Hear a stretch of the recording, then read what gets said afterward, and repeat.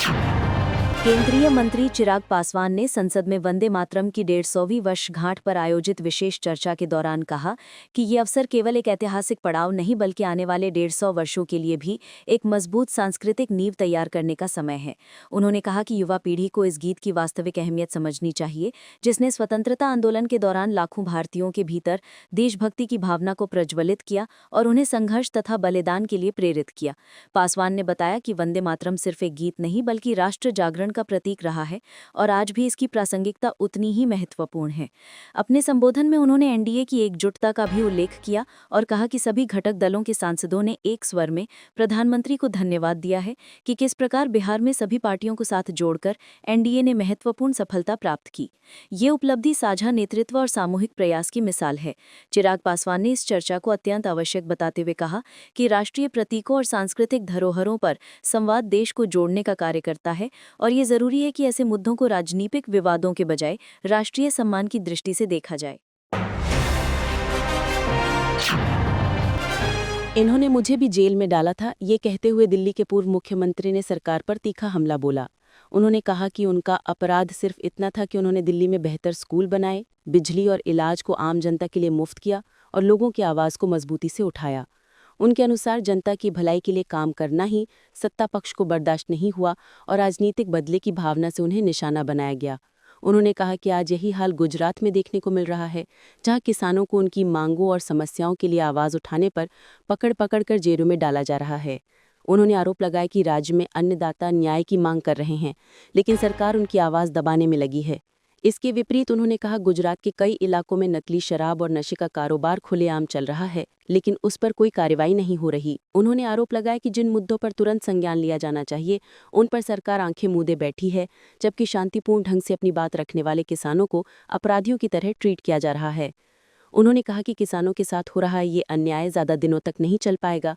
हमारे अन्नदाता सब समझ रहे हैं, वे इस अत्याचार का जवाब जरूर देंगे। उन्होंने कहा अपने संबोधन के अंत में उन्होंने ये भी कहा कि जनता की ताकत हमेशा सत्ता से बड़ी होती है और अन्याय के खिलाफ किसानों और आम जनता की एकजुटता ही अंततः बदलाव का रास्ता तैयार करेगी।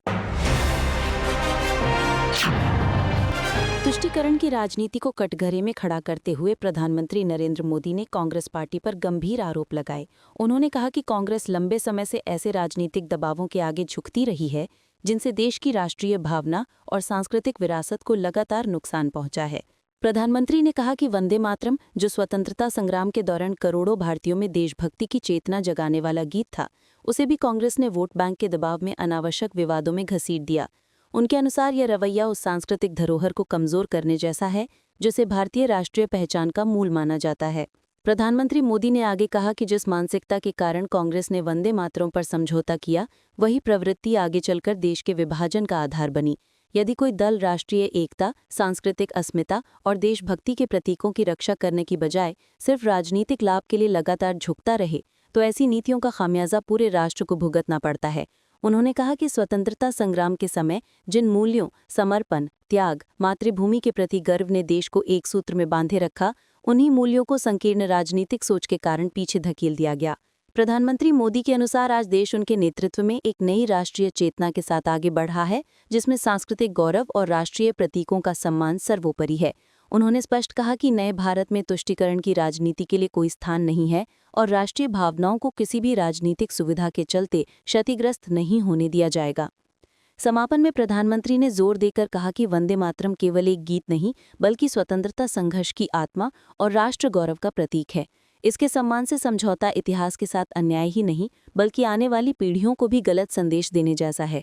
उन्होंने कहा कि केंद्र सरकार इस राष्ट्रीय गीत की प्रतिष्ठा को और मजबूत बनाने तथा इसकी विरासत को सुरक्षित रखने के लिए प्रतिबद्ध है।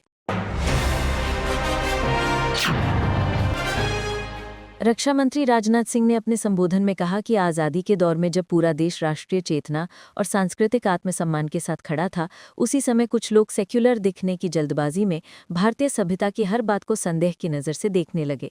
उन्होंने कहा कि ये सोच न केवल अप्राकृतिक थी बल्कि उस ऐतिहासिक प्रवाह के भी विपरीत थी जिसने भारत को सदियों तक एक सांस्कृतिक इकाई के रूप में जोड़े रखा।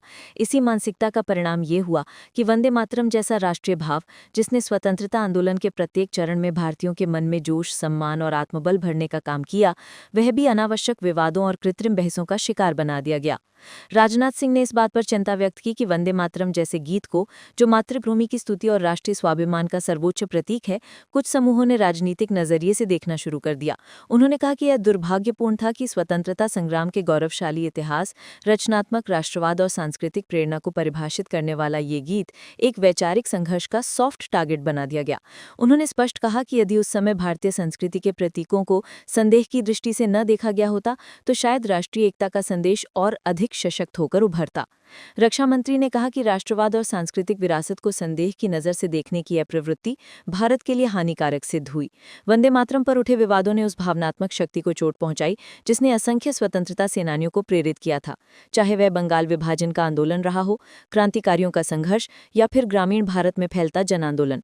उन्होंने कहा कि ये गीत न केवल काव्य है बल्कि भारतीय मन की गहरी सांस्कृतिक चेतना का सार है, जिसे किसी भी राजनीतिक चश्मे से नहीं आंका जाना चाहिए। राजनाथ सिंह ने यह भी कहा कि आज का भारत उन गलतियों को दोहराने वाला नहीं है। वर्तमान समय में देश अपनी सांस्कृतिक जड़ों, राष्ट्रीय प्रतीकों और ऐतिहासिक विरासत पर गर्व कर रहा है। उन्होंने जोर देकर कहा कि वंदे मातरम का सम्मान राजनीति का विषय नहीं बल्कि राष्ट्रीय कर्तव्य है। यह गीत हर भारतीय हृदय में समान रूप से धड़कता है, उसकी भाषा, धर्म या क्षेत्र कोई भी क्यों न हो। अंत में उन्होंने संदेश दिया कि सेक्युलरिज्म का अर्थ अपनी जड़ों से कट जाना नहीं बल्कि सभी समुदायों के सम्मान के साथ अपनी सांस्कृतिक पहचान का संरक्षण करना है। वंदे मातरम का सम्मान करना भारत की आत्मा का सम्मान करना है और इसके सम्मान को लेकर किसी प्रकार की झिझक या समझौता भविष्य के लिए गलत मिसाल छोड़ता है। उन्होंने कहा कि सरकार और जागरूक समाज मिलकर ये सुनिश्चित करेंगे कि ये गीत अपनी पूरी गरिमा और प्रतिष्ठा के साथ आने वाली पीढ़ियों तक पहुंचे। आपको यह वीडियो पसंद आया हो तो इसे लाइक करें, हमारे चैनल को सब्सक्राइब करें।